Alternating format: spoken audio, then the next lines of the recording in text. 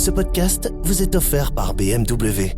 Découvrez le futur de la conduite avec la nouvelle BMW iX3. Bienvenue dans ce nouvel épisode du Regard décalé. Cette semaine, Bruno Coleman décrypte deux secousses majeures. Le Bitcoin qui s'effondre, les États américains avancent leur pion avec les stablecoins. Et derrière cette bataille monétaire se joue peut-être la fin de l'illusion crypto. Et puis Donald Trump qui semble intouchable malgré les scandales. Pourquoi rien ne semble l'atteindre et jusqu'où cette fragilité institutionnelle peut-elle mener l'Amérique? Entre choc crypto, pouvoir régalien, risques systémiques et dérives autoritaires, Bruno Coleman déroule une analyse sans filtre qui donne vraiment matière à réfléchir. Bonjour Bruno Coleman. Bonjour. C'est un plaisir de te retrouver pour ce regard décalé. Je te propose cette semaine qu'on aborde deux sujets. Un qui te tient particulièrement à cœur et un qui me tient particulièrement à cœur. Tu veux commencer par lequel?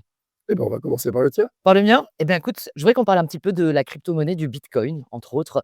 Ce Bitcoin qui vient de faire une chute monumentale, hein. Il avait atteint 126 000 $, un record. Il est aujourd'hui en dessous, enfin, dans les 70 000, il varie un peu par là. C'est énorme comme chute. Une chute que certains expliquent, entre autres, par une adoption de plus en plus massive, finalement, par les gouvernements, par les autorités. Et donc, il y a une espèce de perte de confiance, finalement, dans cette valeur alternative, comme beaucoup la considéraient. Quel est ton avis, toi? Mais mon avis, c'est que ça confirme le caractère, très obscur de la dynamique de formation du prix du bitcoin que personne ne comprend bien. Il y a des éléments, pardon, de rareté, il y a des éléments de nationalisation, d'actifs de sauvegarde par certaines banques centrales.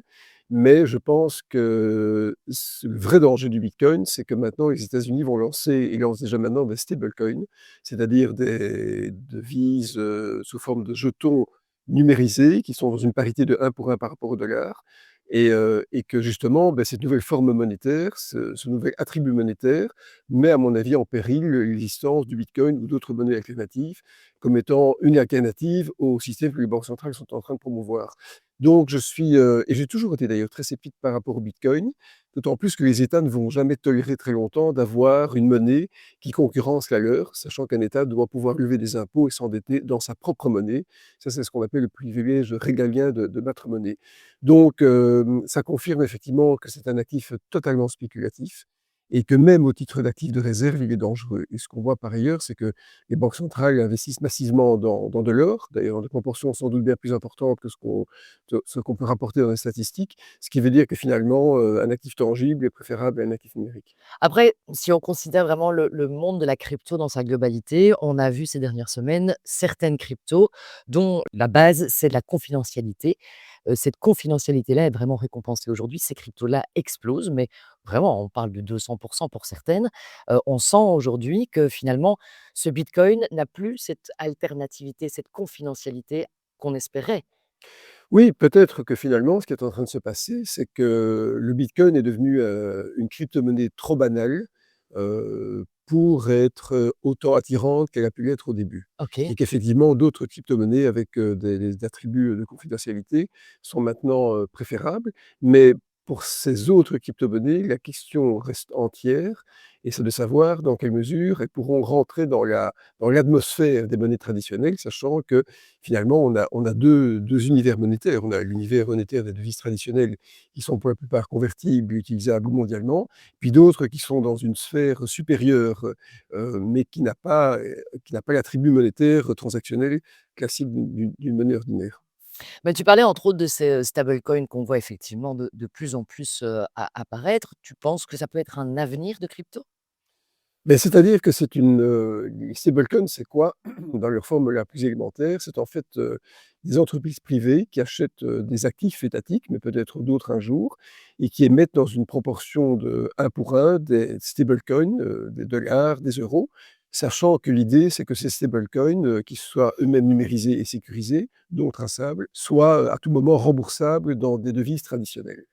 Et les Américains, qui ont une dette publique en augmentation importante, veulent utiliser les stablecoins comme étant un substitut à l'utilisation d'une impression de dollars classique par la Banque centrale américaine, la Federal Reserve. D'ailleurs, le secrétaire d'État au Trésor américain parle d'une émission de stablecoin qui pourrait atteindre 2 000 milliards de dollars, c'est-à-dire 2% du PIB mondial, sachant que ce serait comme comme un actif qui est imprimé par la banque centrale, mais sous une forme tokenisée. Et d'ailleurs, les États-Unis ont réfuté le fait de garder les bitcoins comme étant des actifs de réserve au sein de la Federal Reserve. Ça montre bien que les États-Unis, malgré la fougue monétaire qu'ils sont en train de déployer, veulent garder le contrôle du dollar et imposer le dollar comme étant la monnaie de référence du monde.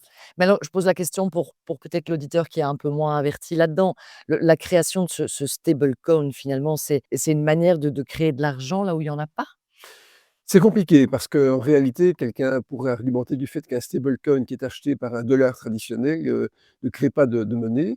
Mais par contre, on peut voir les choses différemment, en se disant que si l'État américain imprime de la dette publique et que cette dette publique est achetée par ces émetteurs de stablecoin, il y a une création monétaire au même titre que la Banque centrale américaine pourrait le faire. Et que donc, c'est une façon de monétiser la dette, c'est-à-dire en fait de la rendre finançable par une impression non pas de billets, mais de stablecoin. Donc moi, je crois que c'est une création monétaire au sens le plus parfait du terme. Donc il y a quand même un risque là derrière. Il y a beaucoup de risques, hein. Il y a le risque d'abord que ce sont des émetteurs privés, donc ça veut dire que si à un moment les taux d'intérêt devenaient négatifs sur les actifs que ces émetteurs, portent, ça poserait un problème de parité par rapport au dollar. On pourrait imaginer à un moment un dysfonctionnement, opérationnel. On pourrait imaginer un bank run, c'est-à-dire qu'en fait, tous les détenteurs de stablecoins demandent un remboursement, en dollars traditionnels, ce qui veut dire que ces émetteurs doivent eux-mêmes vendre les actifs qui garantissent les stablecoins et donc la seule institution qui pourra alors sauver les émetteurs de stablecoins serait justement la Federal Reserve. Donc on arrive à un système qui mange à queue finalement. Donc il y a des dangers systémiques. On verra, hein, on verra l'amplitude des choses, mais ce n'est pas effectivement sans risque. Alors un autre sujet systémique, c'est Donald Trump. Je sais que le sujet te passionne. C'est vrai que Donald Trump a encore énormément fait l'actualité cette semaine. Entre autres, il y a ce dossier, Epstein. Est-ce que tu penses que enfin, ma question, elle est vraiment là. J'ai l'impression que Donald Trump est pointé du doigt moult fois. Il a quand même plusieurs procès, mais que tout lui coule dessus, c'est jamais très, très grave. Est-ce que ce dossier-là pourrait le faire couler? Je ne crois pas. Je crois que ça peut émouvoir certaines personnes, mais j'imagine que le dossier aura été assez épuré pour ne pas le mettre en cause. Et puis, certaines personnes ont pressenti le danger, ont d'ailleurs abandonné les fonctions publiques, hein, comme Harry Summers, qui est un homme important dans le domaine de la finance. Mais je crois que ce qu'on sous-estime, c'est l'importance de la fonction présidentielle américaine et son caractère intangible. Donc les États-Unis, c'est un pays jeune. L'ancêtre commun de tous les Américains, c'est George Washington. Et donc la figure tutélaire, qui est celle du président, en fait, doit rester intacte, doit rester pérenne, parce que sa fragilisation pourrait vraiment fracturer la société américaine. Et donc je pense que le contexte américain, qui se paramilitarise un peu plus chaque jour, avec un pouvoir autoritaire, autocratique, renforce finalement la nécessité pour Donald Trump de rester président, parce qu'en fait, sa présence, même étant contestable à certains égards, garantit le fonctionnement des institutions américaines qu'il essaie lui-même de détourner.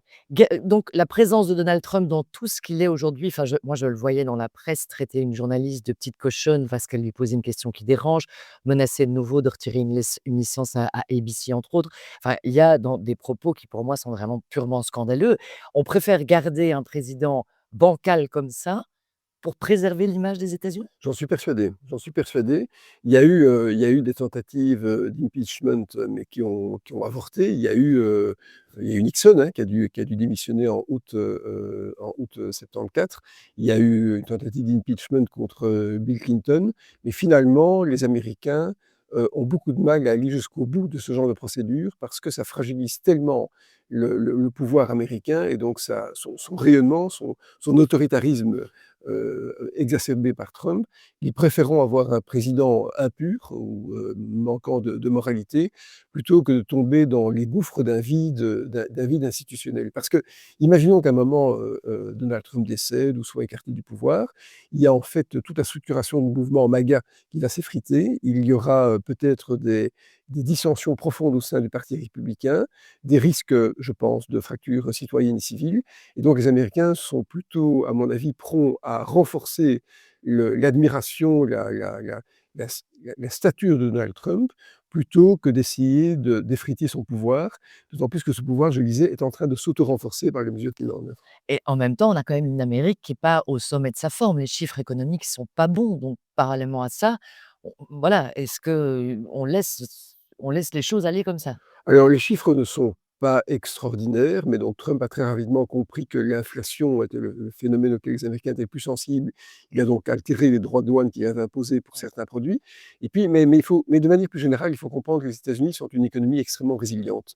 Qu'une fois que la Federal Reserve sera sous le contrôle de Donald Trump, ça va arriver au plus tard, au mois de mai l'année prochaine, mais dès décembre, Donald Trump va déjà nommer le remplaçant de Powell. Il est clair que la Banque centrale américaine sera utilisée pour stimuler l'économie, c'est d'ailleurs une de ses missions. Et moi, je crois que les États-Unis sont une économie d'une variabilité immense, d'une volatilité paramétrique gigantesque, mais retrouvent toujours des bases stabilisées et reste l'économie la plus dominante du monde. Eh ben, merci en tout cas, Bruno, pour cet avis sur ces deux éléments quand même importants de cette semaine. Merci d'avoir partagé ce regard. Merci beaucoup. Ce podcast vous est offert par BMW. Découvrez le futur de la conduite avec la nouvelle BMW iX3.